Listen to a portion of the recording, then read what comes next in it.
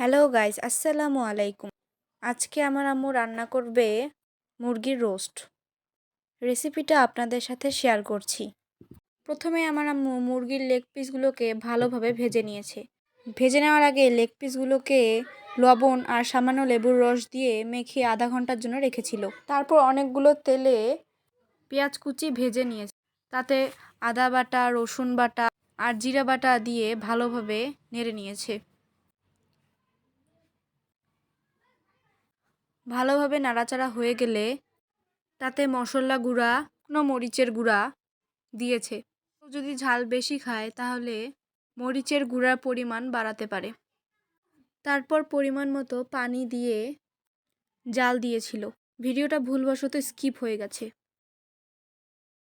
তারপর ভেজে রাখা রোস্টগুলো ছেড়ে দিয়ে নেড়ে নিয়েছে। রোস্টগুলো ছেড়ে দিয়ে ভালোভাবে নেড়েচেড়ে নিতে হবে।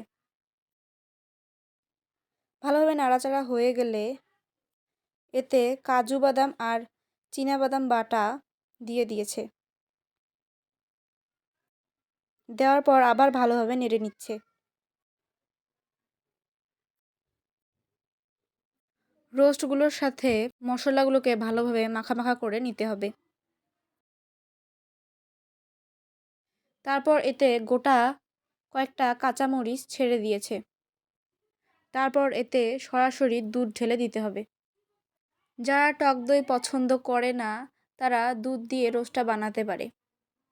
আমরা টক দই দিয়ে বানানো রোস্ট খেতে অত পছন্দ করি না, তাই দুধ দিয়েই বানানো হয়েছে। দুধ দিয়ে আবার ভালোভাবে নেড়েচেড়ে নিতে হবে। তারপর কিছুক্ষণ জাল দেওয়া হয়ে গেলে তাতে টমেটো সস দিয়ে দিবেন। টমেটো সস দেওয়ার ফলে রোস্টের স্বাদ আরও বেড়ে যাবে। তারপর কিছুক্ষণ জাল দিয়ে নিতে হবে।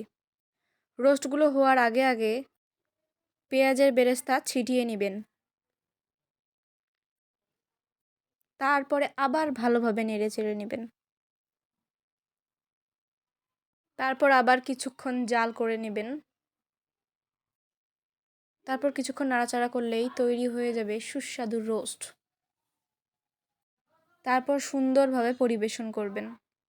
আজকে আমার মা শুধু রোস্টই রান্না করেনি, তার সাথে রান্না করেছে পোলাও। আমি পোলাও অতটা খেতে পারি না, কিন্তু আজকের পোলাওগুলো স্বাদ অনেক বেশি হয়েছে তাই খেয়েছিলাম।